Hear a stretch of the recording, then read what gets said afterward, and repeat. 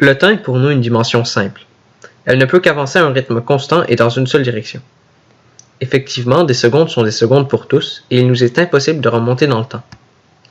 Cependant, ce serait vous mentir si nous ne rectifions pas ce que nous avons avancé précédemment. Le temps ne s'écoule pas également pour tous. Pour arriver à cette conclusion, il nous faut revenir dans le temps pour assister aux découvertes majeures de la physique qui ont permis la création de la relativité restreinte. Premièrement, qu'est-ce que la relativité?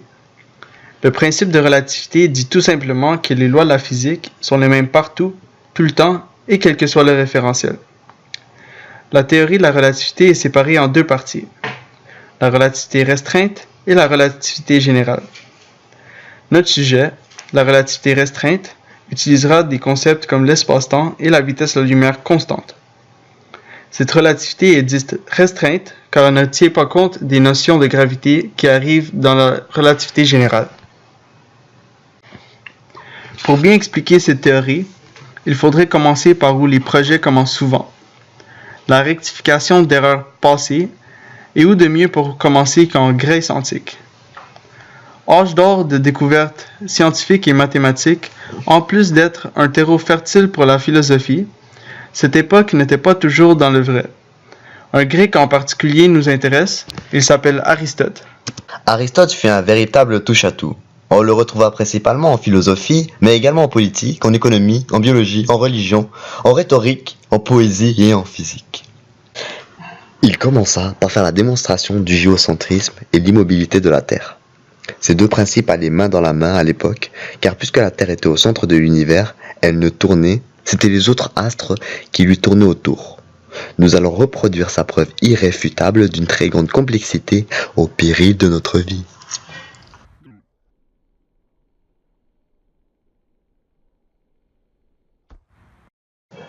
Aristote explique ainsi que si la Terre tournait, l'objet n'aurait pu tomber verticalement, car le mouvement de la Terre aurait fait en sorte que l'objet soit tombé de manière plus éloignée de son point de chute.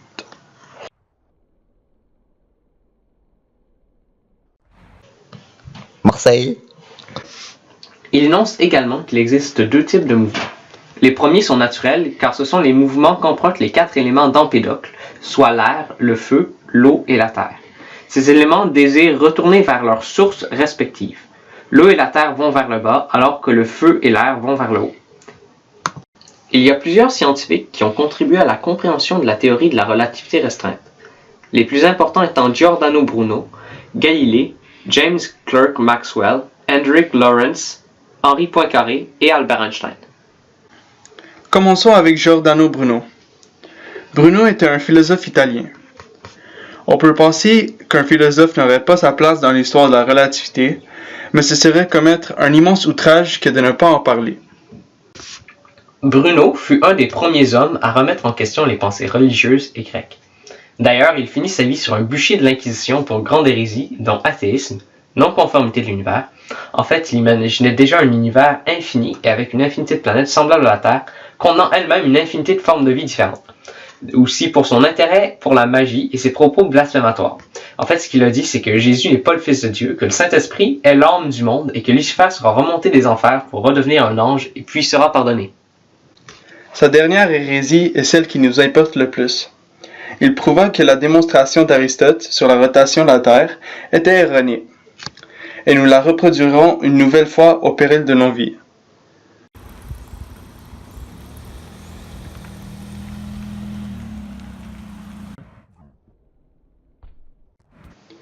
Cette expérience, originalement faite depuis un bateau pour plus de hauteur, montre bien que le fait d'être en mouvement ne modifie en rien la trajectoire droite d'un objet en chute libre. Galilée est le premier scientifique à influencer Einstein, mais il fut lui-même influencé par Giordano. Galilée était donc un mathématicien, un géomètre, un philosophe, un physicien et un astronome. Avant Galilée, les gens croyaient aux mouvements naturels et violents tels que démontrés par Aristote, car Bruno n'avait pas de crédibilité. Encore une fois, selon ce dernier, il existait deux types de mouvements. Le mouvement naturel qui ramenait les objets vers leur lieu d'origine et le mouvement violent, impulsif. Mais Galilée va montrer qu'on n'a pas à tenir compte de certains mouvements si les rectilignes et à vitesse uniforme. soit un référentiel galiléen plus connu sous le nom de inertiel. Nous allons expliquer ces termes et ces théories plus tard. Le second scientifique ayant aidé Albert Einstein pour sa thèse La théorie de la relativité restreinte est James Clerk Maxwell. Il était un mathématicien et physicien écossais qui est reconnu pour ses équations. Avec celle-ci, il a pu démontrer que la lumière est une onde électromagnétique. Ces équations nous permettent de mieux comprendre l'électricité et le magnétisme. D'après lui, la lumière possède une vitesse constante dans le vide par rapport à l'éther. L'éther, pour ceux qui ne savent pas de quoi je parle, est une théorie qui a permis de résoudre plusieurs des problèmes auxquels faisaient face les grands mathématiciens, mais qui ne sera jamais démontrée et cette même théorie sera éradiquée par Einstein lors de sa démonstration de la relativité restreinte. Passons à Hendrik Lorentz, qui était un physicien néerlandais. Il est connu pour ses travaux sur la constitution de la matière et la nature de la lumière. Selon les transformations de Lorentz, lorsqu'un champ électromagnétique est en mouvement rectiligne uniforme, ce champ se contracte dans le même sens que le mouvement. Cela pose un problème car le référentiel inertiel se définit également par le fait qu'il est impossible de savoir si nous sommes en mouvement ou si c'est le monde autour de nous qui l'est. Cependant, si nous voyons le champ magnétique se contracter, il nous devient possible de déterminer que nous sommes en mouvement et non le monde autour de nous. Le prochain scientifique ayant aidé la conception de la théorie est Henri Poincaré. Poincaré était mathématicien, physicien, philosophe et ingénieur français qui a résolu le problème engendré par Lorentz en déterminant que non seulement les champs magnétiques se contractant, mais également la masse, et ce, selon lui, grâce à l'éther.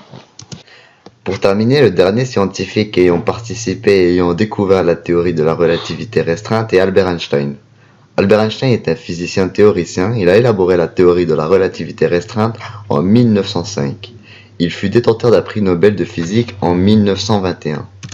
Il y a aussi une unité de mesure qui porte son nom, qui est une unité qui se trouve à être égale au nombre d'Avogadro multiplié par le nombre de photons, soit la lumière. Le résultat est le nombre de moles de photons. Aussi, un élément chimique a été nommé en son honneur, soit l'einsteinium. C'est dans son article de l'électrodynamique des corps en mouvement qu'il a démontré la non-existence du éther. Pour démontrer la relativité restreinte, Albert Einstein a utilisé certaines parties de l'électrodynamique de Lorentz et a changé. Einstein est en quelque sorte le père de la théorie de la relativité restreinte, celui qui est parvenu à joindre les théories de certains de ses prédécesseurs. Il est parvenu aussi à vulgariser ses idées de manière simple et compréhensible. Nous tenterons de reproduire l'exploit d'Einstein en vous vulgarisant les fondements essentiels de la théorie de la relativité restreinte, dont les référentiels inertiels ou galiléens, l'éther, l'univers et la vitesse de la lumière. Le référentiel galiléen est un principe qui explique que pour un observateur se déplaçant en mouvement rectiligne uniforme, soit un mouvement en ligne droite, à vitesse constante et sans accélération, cet observateur ressentira les mêmes effets qu'un observateur étant en repos. Un référentiel inertiel est un référentiel dont le principe d'inertie est présent. Par exemple, on peut prendre un observateur dans un train et un autre dans la gare. Celui dans le train peut penser qu'il ne bouge pas et que c'est le paysage et la gare qui bougent, alors que l'observateur dans la gare dira que c'est le train qui bouge. Or, les deux ont raison. Comme le train va en ligne droite à vitesse constante, il est en inertie car il n'accélère pas. Il devient donc impossible de dire depuis l'intérieur du train si celui-ci est en mouvement ou si c'est l'extérieur qui l'est. Pareil pour la gare. Il lui est impossible de dire si le train bouge par rapport à lui ou s'il bouge par rapport au train. L'éther luminifère de son nom complet est en fait un milieu qui permet de diffuser la lumière dans le vide. L'éther est corps élastique qui est rigide, mais il ne freine aucun corps qui le traverse, c'est-à-dire qu'il n'a aucune résistance sur les objets matériels. Cette théorie a longtemps permis d'expliquer les théories du passé, jusqu'à ce que Einstein démontre que cet éther n'existe pas. La vitesse de la lumière est la vitesse maximale que peuvent atteindre toutes les formes de matière et les ondes électromagnétiques dans l'univers. Sa valeur exacte est d'environ 300 000 km/s. Dans la relativité, la constante c permet de relier le temps et l'espace, comme dans la fameuse équation d'Albert Einstein, E est égal à mc2. Il y a plusieurs formules qu'il nous serait possible de vous démontrer par rapport à la théorie de la relativité restreinte. Mais ce qui nous intéresse le plus est la formule de la dilatation du temps, soit comment le temps change de vitesse selon le mouvement. Il est cependant impossible de réellement parler de vitesse du temps, car une vitesse est une certaine quantité de quelque chose, souvent des distances, par rapport au temps. Alors, si nous étions pour parler de vitesse du temps, nous parlerions du temps par rapport au temps, ce qui est strictement impossible. C'est pourquoi ce principe est très abstrait et peut être complexe à expliquer. Nous ferons de notre mieux pour vous le faire comprendre. La démonstration utilisera le théorème de Pythagore. Il faut donc avoir un triangle rectangle. Ce triangle se trouve devant vous. Pour le créer, il faut faire appel à deux observateurs. Un dans un ascenseur de verre sur la gauche et l'autre sur un plancher régulier sur la droite, ayant chacun une horloge très précise à leur disposition. L'observateur dans l'ascenseur, qui est représenté par la boîte grise, émet un fin faisceau de lumière depuis une source lumineuse, qui est représentée par la petite boîte noire dans l'ascenseur, jusqu'à l'observateur sur le plancher. Lorsque le faisceau est envoyé, il parcourt une certaine distance avec un certain temps. On peut mesurer cette distance en modifiant légèrement la formule de vitesse, soit en passant de V est égal à delta D sur delta T, à delta D est égal à V fois delta T. Donc, la distance serait égale à la vitesse multipliée par le temps. Donc, la distance parcourue par ces deux faisceaux est de c, soit la vitesse de la lumière qui est de 299 792 458 mètres par seconde, fois le temps des horloges que chaque observateur a avec lui, que nous noterons TR pour temps au repos. Car ni l'observateur sur le plancher, ni celui dans l'ascenseur, ni le faisceau lumineux ne sont en mouvement. Maintenant que la base du triangle est tracée, il nous est possible de tracer l'hypoténuse de ce triangle. Pour ce faire, nous ferons monter l'ascenseur et le faisceau lumineux quittera son émetteur au même endroit qu'il a fait lors de la dernière expérience. Ainsi, lorsque le vaisseau avancera horizontalement comme dans le premier cas, il se déplacera également verticalement car il est entraîné par l'ascenseur vers le haut. Donc, lorsqu'il arrivera au même point horizontal, soit au niveau de l'observateur au repos, le faisceau aura fait l'hypoténuse du triangle rectangle.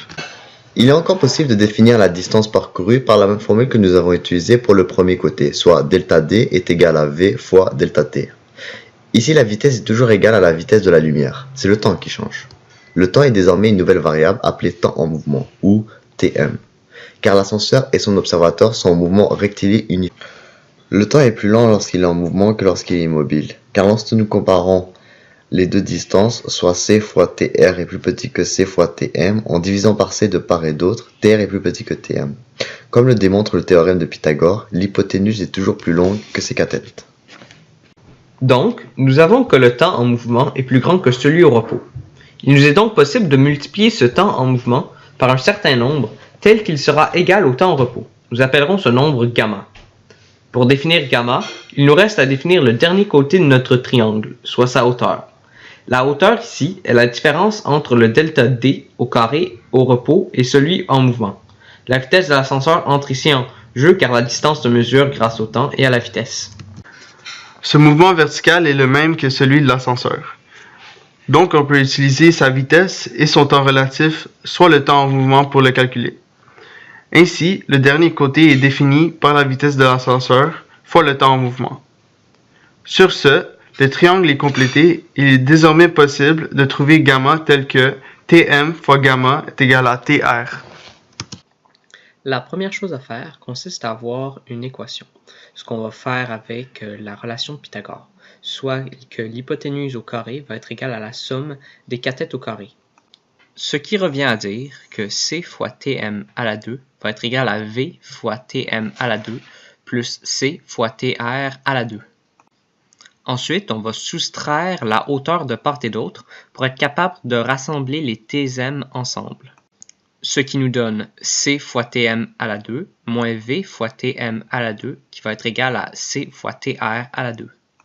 Maintenant, on va faire la distribution du carré dans les parenthèses. Et puisque ce sont des multiplications qu'il y a à l'intérieur, on va distribuer l'exposant à chacun des deux termes.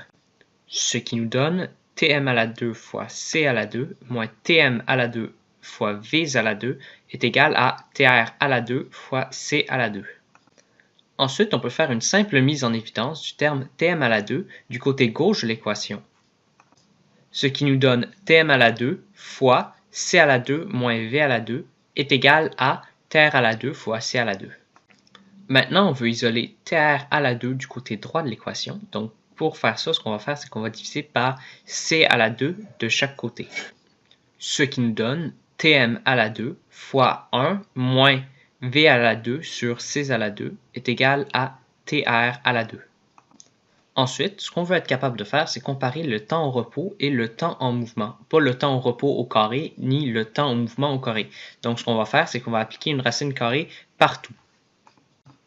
Ce qui va nous donner Tm fois racine carrée de 1 moins V à la 2 sur C à la 2 est égal à Tr.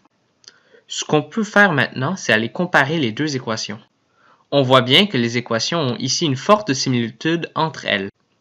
Effectivement, Tm multipliant quelque chose va être égal à Tr dans les deux cas. Enfin, par transitivité de l'égalité, nous avons que gamma est égal à racine carrée de 1 moins vitesse au carré divisé par la vitesse de la lumière au carré. Quod erat demonstratum, ou ce qu'il fallait démontrer en latin, soit la langue qu'on utilisait quand on terminait une démonstration avant. Nous savons désormais quel est le facteur séparant le temps en mouvement et celui au repos.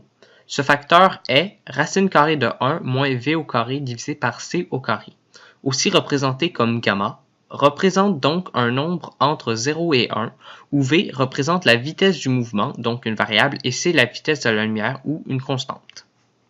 La théorie de la relativité restreinte a permis aux scientifiques de régler plusieurs problèmes, ainsi que de trouver plusieurs utilisations à cette théorie. En effet, on retrouve la théorie de la relativité restreinte dans notre quotidien, et ce sans s'en rendre compte. Tout d'abord, cette théorie a permis la création du GPS, l'un des outils les plus utilisés dans le monde, qui nous permet de nous retrouver dans les rues, utilise certaines propriétés de la relativité. Le GPS utilise 32 satellites qui couvrent les moindres recoins de la planète.